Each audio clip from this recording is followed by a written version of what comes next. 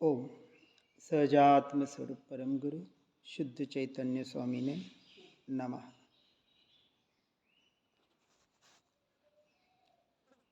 जिन सम्यक दृष्टि कैसा होता है, चतुर्थ गुणस्थानक की अपेक्षा से अविरत सम्यक दृष्टि का स्वरूप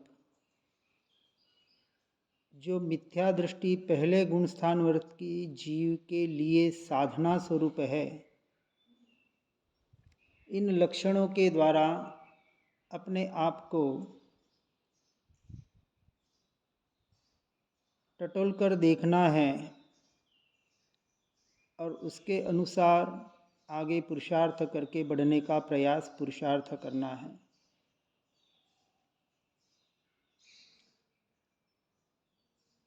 इच्छा निरोध स्वरूप तप युक्त होता है। यहाँ तक हमने देखा 12 प्रकार के तप को व्यवहार और निश्चय दोनों की अपेक्षा से समझना है। निश्चय के लिए व्यवहार साधन मात्र है। व्यवहार से धर्म नहीं होता है, धर्म तो निश्चय के आधार से ही होता है। इसलिए 12 तप एक साथ होते हैं और 12 तपों का एक साथ सहारा लेकर अंतिम स्वाध्याय, विसर्ग और ध्यान अर्थात अपनी आत्म स्वरूप की लीनता, जिसे सम्यक चारित्र कहा, तपसा निर्जरा च, ऐसे स्वरूप रमणता रूपी तप अर्थात आत्म रमणता ही संवर्ष और निर्जरा का कर्मक्षय का कारण है। इस अपेक्षा से वह जीव प्रभावशाली और तेजस्वी होता है। बाहर के प्रभाव, बोलने में वाक् चातुर्य, व्यवहार में चतुराई, होशियारी, ये सब वहाँ धरे की धरे रह जाती है मोक्ष मार्ग की अपेक्षा से। और दूसरी बात, धर्म क्षेत्र में भी जो व्यवहार है, पूजा पाठ जप ध्यान मंत्र जाप आदि, इसमें भी कितनी होशियारी हो, कितनी दृढ़ता हो, परंतु यह व्यवहार स्वरूप रमणता का कार्य न करे, क्योंकि चौथा गुणस्थानक स्वरूपाचरण चारित्र या कोई सम्यक्त्वाचरण चारित्र कहते हैं, और 5वें गुणस्थानक से संयमाचरण चारित्र। स्वरूप में आचरण करना, स्वरूप की ओर निरंतर स्थिर होने का प्रयास करना, इसका नाम चौथे गुणस्थानवर्ती चारित्र कहा गया। और फिर बाहर के संयम के साथ अपने जीवन को संयमित करके अपने स्वरूप रमणता की शुद्धि की वृद्धि, समय से सेकंड, सेकंड से मिनट, गुणस्थानक के अनुसार, क्योंकि जितना जितना बाहर से छूटेगा विकल्प का जाल कम होता जाएगा और स्वरूप में रमणता अब साध्य मिल गया, उसे ध्येय मिल गया, स्वरूप रमणता, और कोई चर्या नहीं। चर्चा का विषय जो भी बने, चर्या का विषय एकमात्र ज्ञान स्वभाव के द्वारा ज्ञायक भाव, परम पारिणामिक भाव, निरंतर उसी की के लक्ष्य से साधक की अर्थात सच्चे साधक की सच्ची साधना होती है। इस अपेक्षा से वह प्रभावशाली और तेजस्वी होता है। बाहर से मत देखना। बहुत जने कहते कि चेहरे पे ऐसी चमक आ जानी चाहिए, ऐसा हंसी खुशी चेहरा रहना चाहिए, इसलिए बहुत जने जो प्रतिमा को मानते हो आजकल प्रतिमा पे हास्य लाते हैं। अरे हास्य रति है, रति नहीं, नौकर्म है। हास्य रति अरति भय शोक जुगुप्सा स्त्रीवेद पुरुषवेद नपुंसकवेद।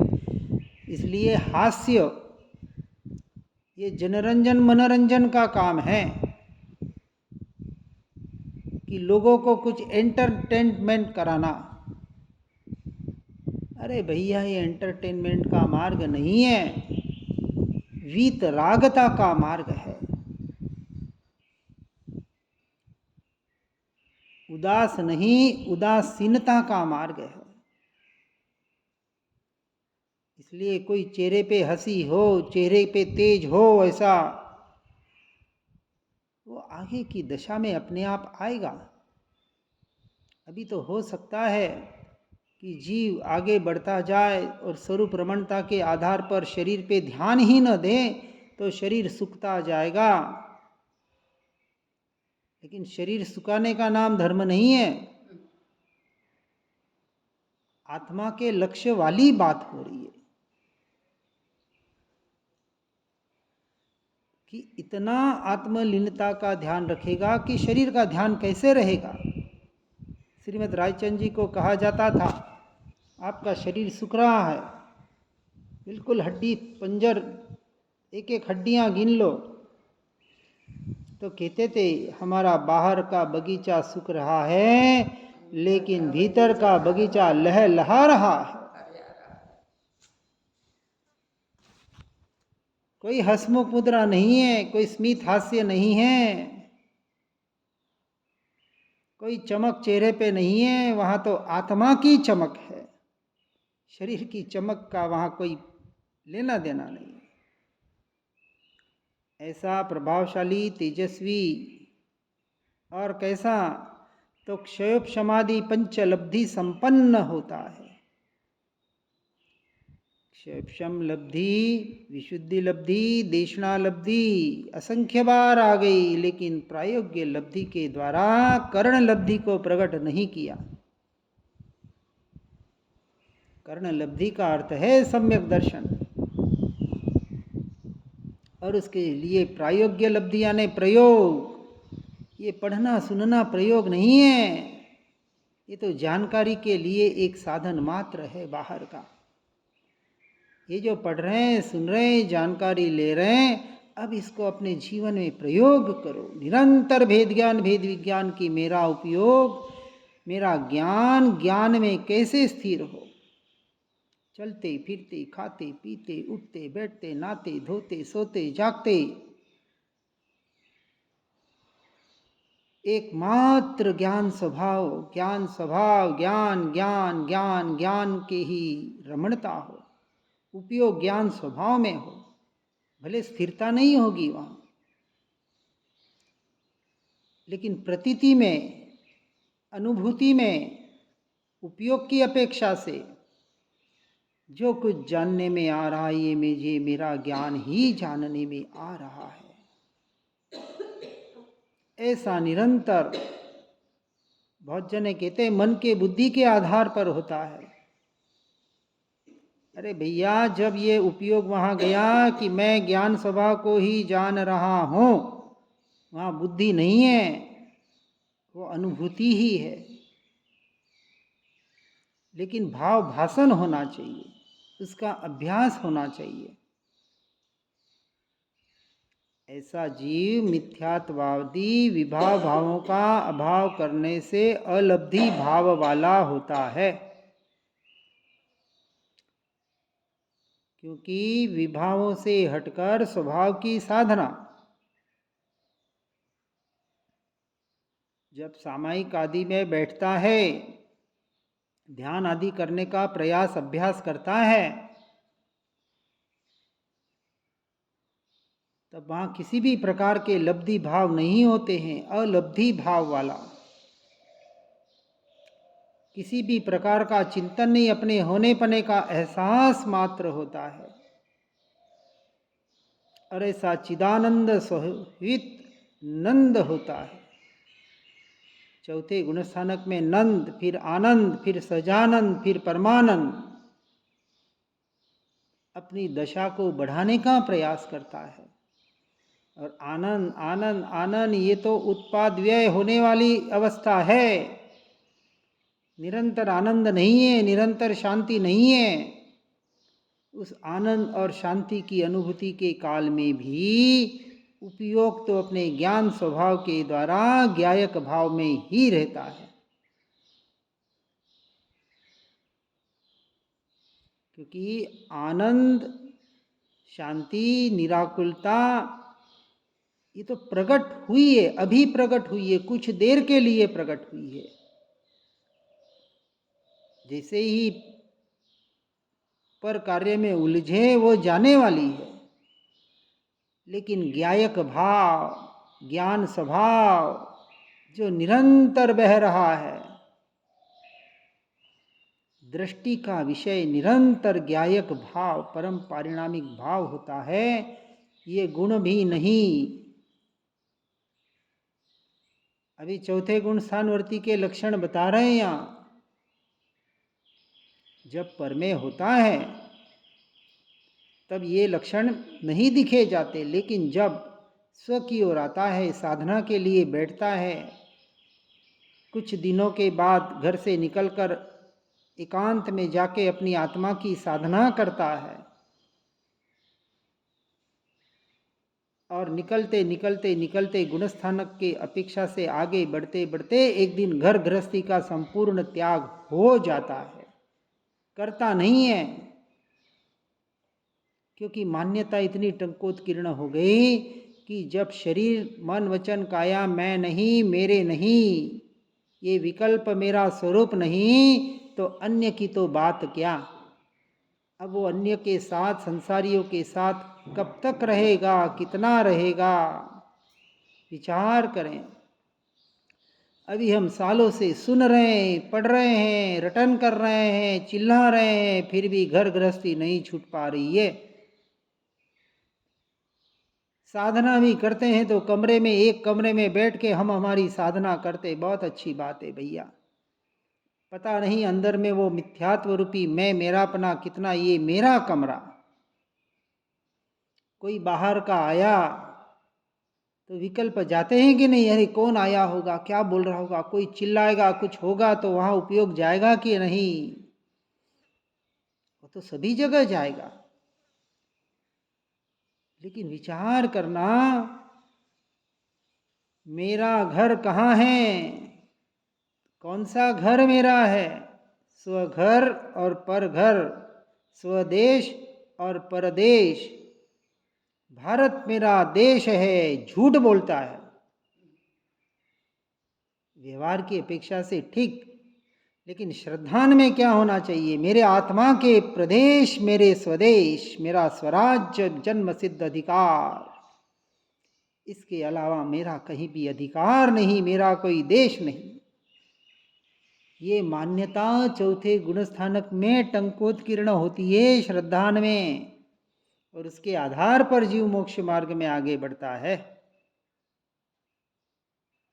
ऐसा नंद आनंद सजानंद परमानंद स्वभाव, और उसके आधार पर आगे बता रहे निराकुलता है लक्षण जिसका,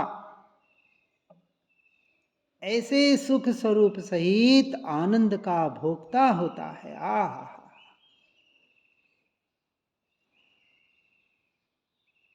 हम कैसे समझे कि हमें अनंत सुख प्राप्त होगा, प्रश्न करते हैं लोग। एक जगह हम गए थे, उनको बोला था कि इंद्र धर्मेंद्र और सौधर्म इंद्र, बड़े से बड़े इंद्र से भी अनंत गुना सुख मोक्ष में होता है। 2-4 दिन आए, फिर बोला कैसा सुख होता है, जैसे इंद्र भोग भोगते उससे अनंत गुना ऐसा सुख। मैंने कहा वो सुख अलग है और अंतरात्मा का सुख अलग है। हाँ, अतीन्द्रिय सुख होता है, वहाँ भोगों के सुख से कोई कंपैरिजन नहीं होता है। दोनों की क्वालिटी में जमीन आसमान का फर्क है। हम वो क्वालिटी चाहते जो भोगों से हमें सुख मिलता है।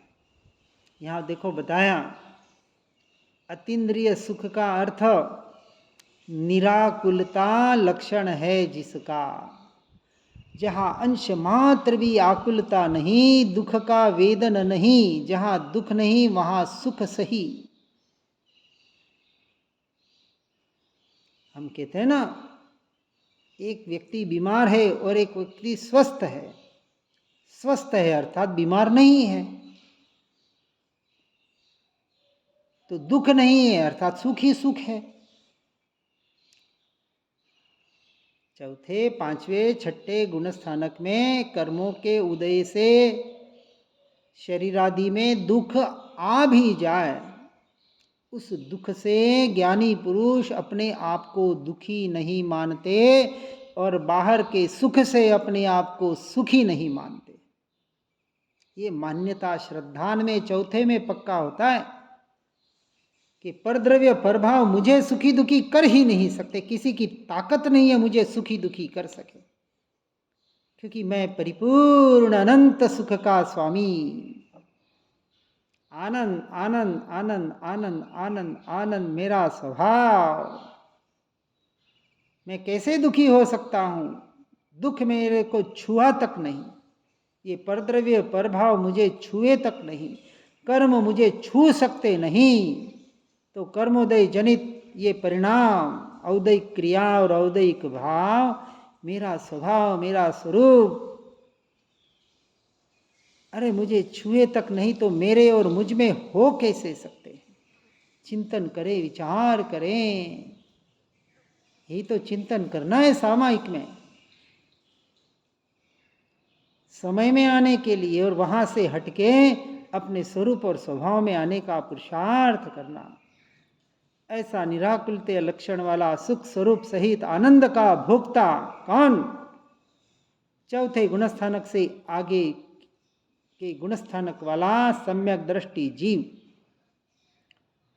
दुख के काल में भी सुख का वेदन करने वाला। आ हा हा, विचार करें, विचार नहीं उसका प्रयोग करें। हमने प्रयोग किए इसके, शरीर में कितनी भी वेदना हो, ये 22 परीक्षा का अब अभ्यास करें साथ में तो पता चलेगा कि इस वेदना के काल में, सर्दी गर्मी के काल में, मच्छर डंख काटते हैं बाहर, जब ये कष्ट होता है, भूख प्यास लगती है, उस वक्त भेद ज्ञान भेद विज्ञान करके अपने ज्ञान स्वभाव की साधना कितनी होती है, निराकुलता कितनी होती है, इसका अभ्यास करना है, इसका प्रयोग करना है। ये प्रायोग्य लब्धि आज दिन तक उसका पुरुषार्थ नहीं किया, उसके बगैर पांचवी लब्धि, करण लब्धि कैसे प्रकट होगी? ऐसा जीव शुद्ध स्वभाव में रंजायमान रंज स्वभाव होता है। एक एक बात बताने का गुरुदेव यहाँ प्रयास कर रहे हैं। नंद आनंद रंजायमान, शब्दों में नहीं अटकना है, भावों को पकड़ना है। ऐसा ऐसा ऐसा ऐसा मैं भगवान आत्मा, आ हा, ऐसी दृष्टि जाए तो समझना सम्यक दर्शन की ओर हम बढ़ रहे हैं। सम्यक दर्शन दृढ़ हो रहा है, मेरा श्रद्धान दृढ़ हो रहा है, और इस श्रद्धान का नाम ही आत्मानुभूति है। और कोई आत्मानुभूति यहाँ नहीं है। आत्मा की कोई अनुभूति इंद्रियों से, मन से, विकल्पों से, शब्दों से नहीं होने वाली।